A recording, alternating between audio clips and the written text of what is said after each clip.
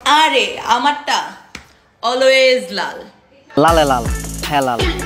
Guys, আজকে এমন এক সোলার ব্যাটারি কথা কমো যার উপরে নিচে সব কিছু ছিঁড়ে দিছে, আই মিন কাপড় চোপড়। তো চলুন শুরু করা যাক। তোমার ঘরে যাদের গাড়ি আছে সবার সাইলেন্সারই কালা, তাহলে আমারটা কালা হইব কে? তুমি কোথাও কি গোলাপি সাইলেন্সার পাইছো?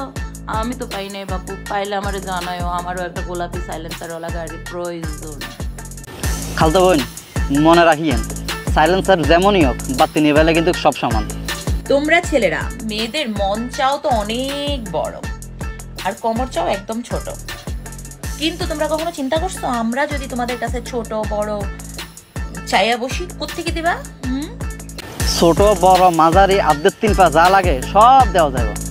শেষ চিকিৎসা হিসেবে গরম রডের ব্যবস্থা আছে, লাগলে জানাইয়েন।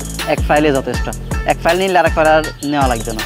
অনেক বড় বানাইতে চান তাহলে তো নিশ্চয়ই একসাথে অনেকজনকেই কাজ দিতে হবে, নয়তো অনেক টাইম লেগে যাবে বড় করতে। একজন যদি করে দিনের পর দিন অক্লান্ত পরিশ্রম করতে হবে, তারপরে বড় হবে। আর একসাথে যদি আপনি 100 জন রাখেন, ধরেন খুব তাড়াতাড়ি কাজটা হয়ে যাবে।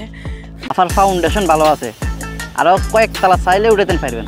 যদি লেবার লাগে জানাইয়েন, লেবার আছে, পর্যাপ্ত পরিমাণ লেবার আছে, লাগলে জানাইয়েন, লেবার পাঠাই দিব আপনার ঠিকানায়। জমি যখন অনেক বেশি উর্বর হয়ে যায় তখন ফসল বাইরে বের হয়েই আসে, কিছুতেই না, মানে উর্বর জমিতে ফসল ধরে রাখা যায় না। পোলা পাইনে জমির অভাবে চাষ করতে পারেন না, আর খালতা বইনে বাম্পার ফলনের কারণে ফসল ধরে রাখতে পারেন না। মানবতা গাছি ট্যাঙ্কের ভিতরে ভাড়া নিতে আসবেন, বাসার ভাড়া কিন্তু অনেক বেশি।